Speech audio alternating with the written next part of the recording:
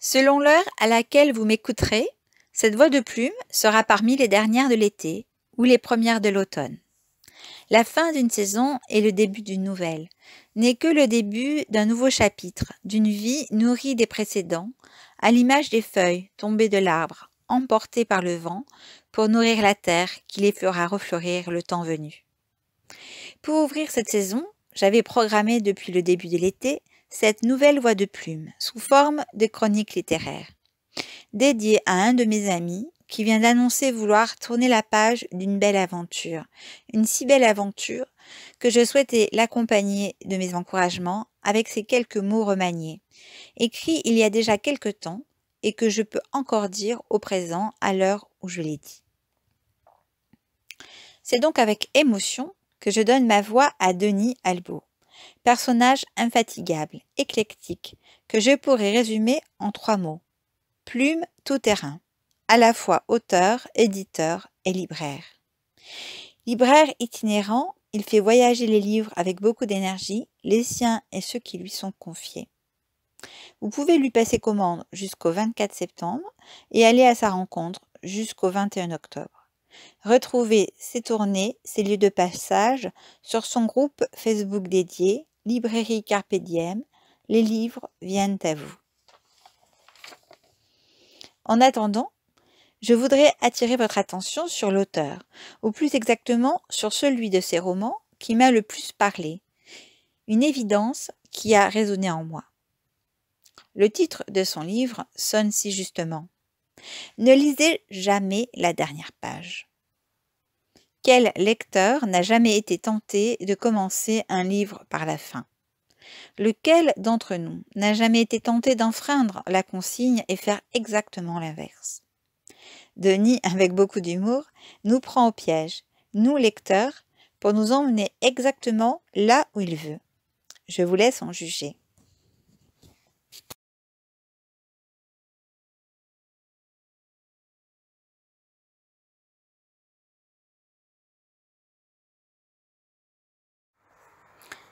Chères lectrices, chers lecteurs, d'habitude, quand vous atteignez le mot « fin », il est mis en exergue, bien en évidence, en gras et centré sur la page. Je comprends donc votre surprise qu'ici, il ait été inséré dans le texte, d'autant que vous aurez constaté qu'il reste quelques pages.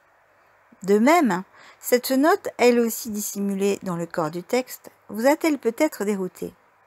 Je vous prie de m'en excuser, mais évidemment ce parti pris n'est pas innocent et je vais bien entendu vous en donner la raison. Depuis quelques années que j'ai la chance de participer à des séances de dédicaces ou des salons du livre, j'ai remarqué qu'une part importante des lectrices et des lecteurs, après avoir lu la 4e de couverture et les premières lignes du roman, aimait aller jeter un œil à la dernière page, à commencer par ma propre fille qui, à mon grand désespoir, ne peut résister à la tentation d'aller lire la fin d'un roman juste après l'avoir commencé. Pour un auteur qui cherche à ménager le suspense et parfois attendre la dernière minute de lecture pour dévoiler son twist final, cette habitude est vécue comme une défloration prématurée de l'intrigue. J'ai donc décidé, pour ce roman, de proposer une fin alternative qui va vous replonger quelques chapitres en arrière, juste avant que vous ne découvriez qu'il s'agissait d'une fiction dans la fiction. Ce stratagème devrait permettre aux petits curieux que sont certains d'entre vous de découvrir les événements que j'ai eu le plaisir de vous conter, au moment où je l'ai prévu, et ainsi, je l'espère du moins, vous donner le même plaisir de lecture. Je profite de cette note pour vous remercier de votre confiance et vous invite pour l'avenir à ne surtout jamais lire la fin d'un roman. Avec mes amitiés, Denis Albaud. Alors je joins toutes mes amitiés à celles de Denis pour donner ma voix à ces quelques lignes qui sont en fait la fin du livre ou plutôt le début de l'histoire ou l'histoire dans l'histoire ou l'histoire de l'histoire plutôt.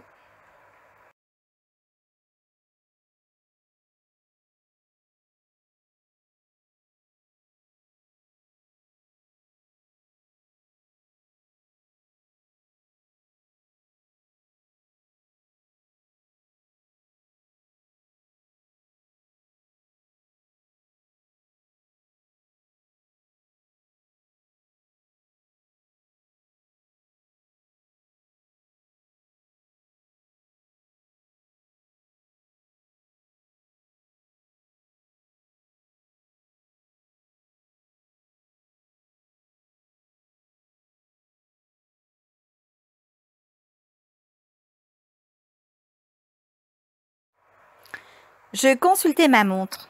11 heures. Si mes calculs étaient exacts, il me faudrait patienter encore au moins 2 bonnes heures. 120 minutes. J'allais convertir ces minutes en secondes quand le rugissement d'un moteur V8 que je connaissais bien traversa la place du marché. Patty sortit de sa Mustang. Elle s'était affublée d'une perruque rose. J'ignorais si c'était un heureux présage. Le sourire qu'elle m'adressa en s'approchant était néanmoins encourageant.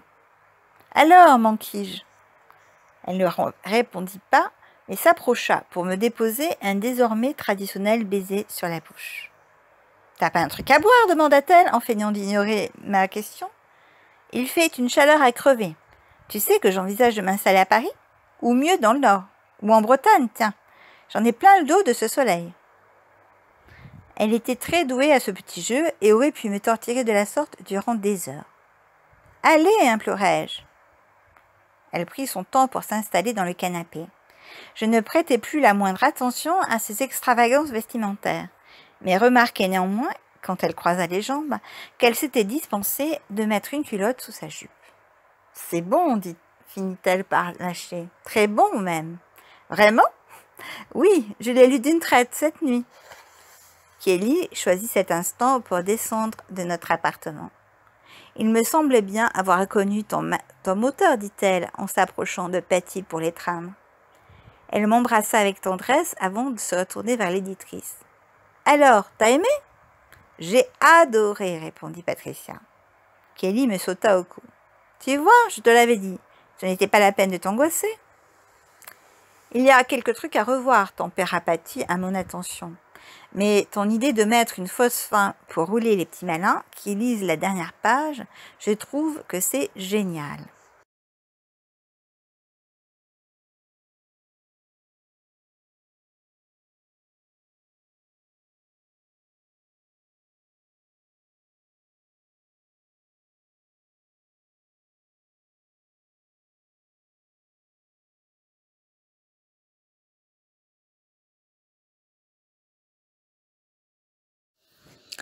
Je ne vous dévoilerai donc pas plus de l'histoire que ces quelques mots de l'auteur lui-même, que tout auteur laisse sur la dernière page, la page de couverture, pour donner envie à ses lecteurs d'ouvrir le livre et de s'y plonger, ce que j'ai fait avec beaucoup de plaisir.